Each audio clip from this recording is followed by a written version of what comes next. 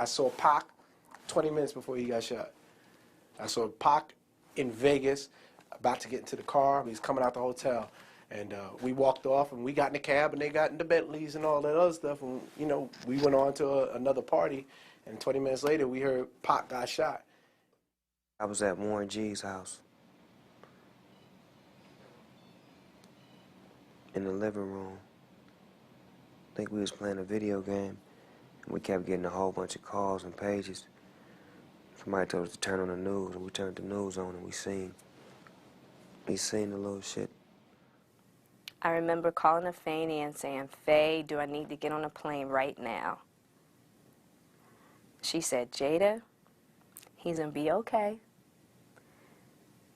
You get here when you can."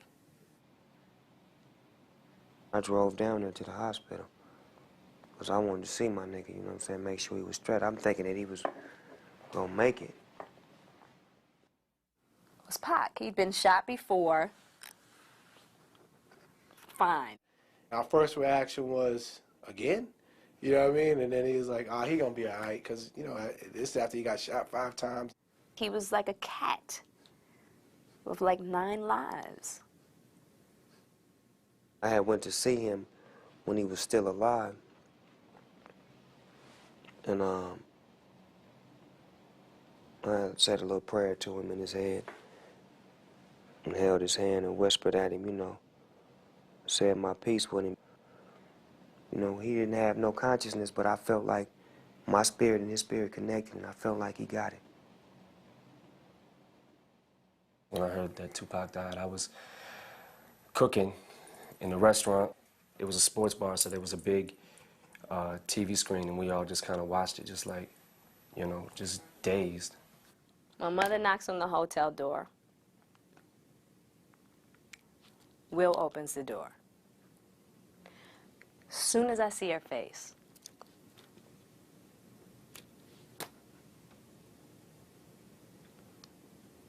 I knew he was gone.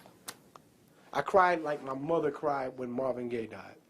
A lot of people that worked at the job that I worked at didn't understand Tupac or didn't understand the music, so we're looking at us like, what's wrong? What's the big deal? Get over it. And it's like, nah, this is a really fucked up day. For the longest, I think anybody who had something to do with hip-hop and loved the music there was a sense of mourning for a long time. We met at Baltimore School of the Arts. It was the first day, and he came over to me and introduced himself. And in high school, Pac was a little funny looking. Definitely, from looking at him, wasn't necessarily like the type of cat that I would even like deal with, you know. But as soon as he approached me, he was like a magnet. It was like once you paid attention to him, he kind of sucked you in. And we hit it off from that moment on. He would tell me all the time, "Jada, you're gonna be a star." You know what I mean? I'm like, "Pac, come on." He's like, "You're gonna be a star. You got it. You just got it." I don't think either one of us really thought that we would have made it in the way that we did. But we knew we were going to do something. He was one of my best friends.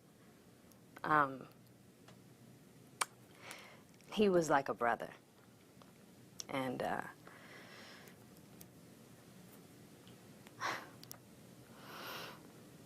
sorry. He was, I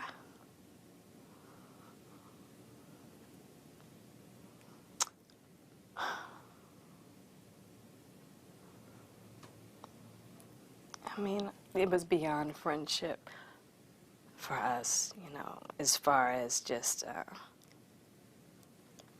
it was really difficult to explain because the type of relationship we had, you only get that once in a lifetime, so he was like a brother, father figure to me. Very protective, and we took really good care of each other. We took really good care of each other, the best that we could. But we gave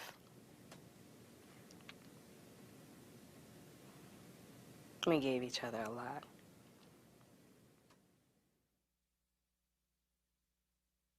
What people don't know is that he really kept, you know, me and my wife together too, because there came a point in time where I just felt like I didn't need to be, you know, in a relationship, you know what I'm saying, because it was becoming a headache to me, and all these girls wanted to be with me, and I was like, you know, fuck that. I can have any bitch I want. And I mean, we was flying back from Belize, and a gang of the homies, you know what I'm saying, from Darfur was like, yeah, man, fuck that bitch. My baby mama ain't shit. They was telling me about how their relationships is, and then Pac just was like, man, fuck that.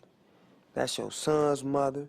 You love her. She the only one that gonna love you. Just the shit he was saying was, it was like real, you know? And it was sounding crazy coming from him because he didn't have no relationship like that. But for him to tell me that, the shit really stuck in my heart. When I got home, you know, we pieced it back together, and me and my wife, you know what I'm saying, we worked it out and eventually got married, you know what I'm saying? It was like, I gave him a lot of credit for that because I didn't have no direction. I didn't have nobody to talk to, and I was like young and I didn't really know, so, you know, his advice stood out more than the negative advice did.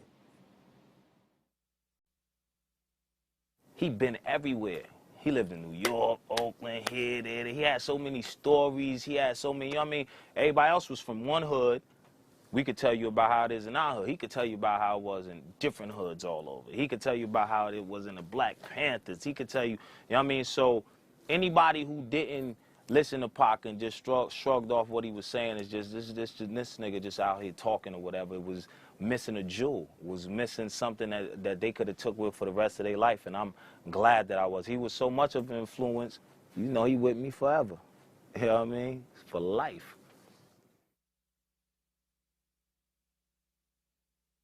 He stands out as a warrior. He was always, I guess, fighting for a cause of freedom, you know, I guess to get free on the outside when, you know, in reality, the freedom is inside, and he was just dealing with so much. So, he, you know, he was just always warring for us and making us understand that he was within the struggle with us. Tupac is the largest selling rap artist, you know, and I think that's because of his consistency and his work ethic. You know, there's still new albums that haven't been fully, you know, released on his music. There's new music to come like that. It's not even over yet. You know, like when people have sightings of Elvis, Elvis material is, he's our Elvis. I always knew that Tupac was talented and creative. But the other thing I always knew was the weight that he carried. He came here, the son of a person who was a radical in this country. This country does not look kindly on those people. So I always understood that Tupac couldn't just be an entertainer. He had to understand who he was, and that didn't mean running around dancing and jumping up and down. You know, I'm a dance through everything. I don't believe you can. So I always knew that Tupac was special. That is not to say that I ever had a clue that Tupac would be the person that he was, produce the material that he produced, and have the perseverance that he had and the passion that he had. I didn't know that any more than anybody else did. But I did know that my son was special, and I taught my children that they were special. When we were children, Tupac was a butthead, and he was a typical older brother. He would tie my dolls by the neck and hang them and use them as piñatas. When it was his night to wash the dishes, if mommy wasn't there, he would beat me up if I didn't do it, or lock me in a closet. You know, I was afraid of the dark. That was the average family life that we had. When we just had a family meeting and mom told us about something, a bill couldn't get paid or a struggle we was about to face, it was clear with the two of us that all I had to do was be a little girl and he would take care of it. our conversations then turned into, don't worry, said, I'm going to make sure things are okay. He was completely nurturing and actually maternal. So he was our provider. I mean, if you think about it, even to when he died, he was 25, no kids, no wife, no anything, and he actually took care of his entire family. And that was him. Tupac was a complete man. And looking at that movie, we realized once again how much we missed him in our life. We missed his laughter. We missed his criticism. We missed his energy all day. We missed his anger because his anger helped motivate us. His anger was because he saw more greatness in us than we saw in ourselves. And he thought we were a little too slow on the get up. So we missed that. I missed that. I guess he had to die so that we could sit and talk about him because he liked that. So he loved the fact that somebody's talking about him all the time, that his music is heard, that he still causes controversy, that people still wonder whether he's dead or alive, that people still argue about him, that some people like him, some people don't, some people are imitating him, that there's the controversy. He loved that. He's not somewhere quiet. He's probably somewhere cracking up because he was a jester.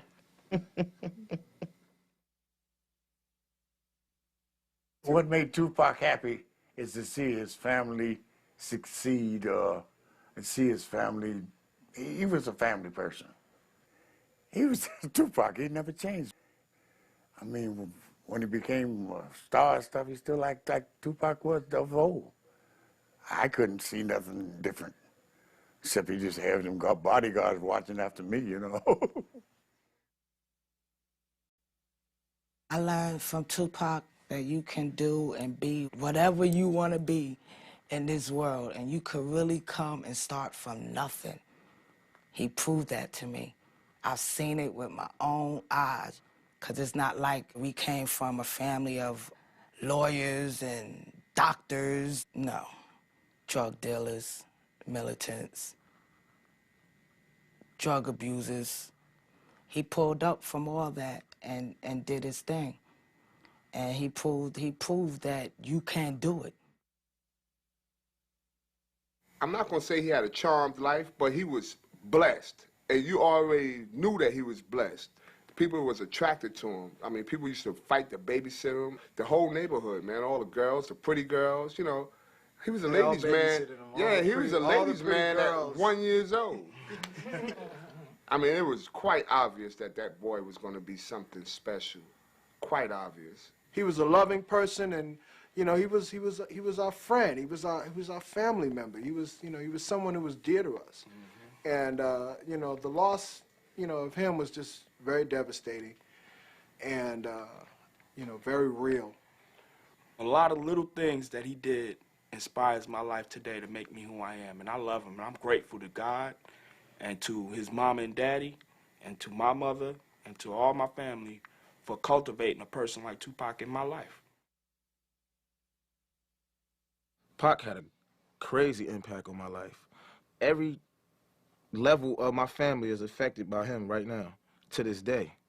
You know what I mean? He still support the whole family. You know what I mean? He still pay for kids' Pampers and shit. You know what I mean? He's still putting food on people's tables and paying for Thanksgiving and Christmas and shit like that. So he affected my life like a motherfucker. Pac, for us, the outlaws, the younger dudes in the family, he was like our champion. When everybody was like, yo, them niggas ain't shit, they ain't doing shit, they sitting around, they lazy, they don't want to do shit. Pac would be like, nah, fuck that, they ain't lazy. Them is my niggas, they rapping, that's what their job is. They rapping, they all right. Pac was the one that stuck up for us, like, nah, that ain't what's going on. Nah, they ain't doing that. They rolling with me. Tupac was an old soul, an old spiritual soul, knowing things, having the wisdom of someone having been here for 70 years, that was shoved into this crazy 17-year-old body. She used to tell me, yeah, but I'm not the typical 23-year-old. And after I knew him for 2 or 3 years, he used to say, put that in the legacy. Write that down in the legacy. And I thought, boy, this ain't no legacy. And it was. I've been in the ghettos of America, and they love Pac. You know, they call him the Black Jesus. He was sent here to save us.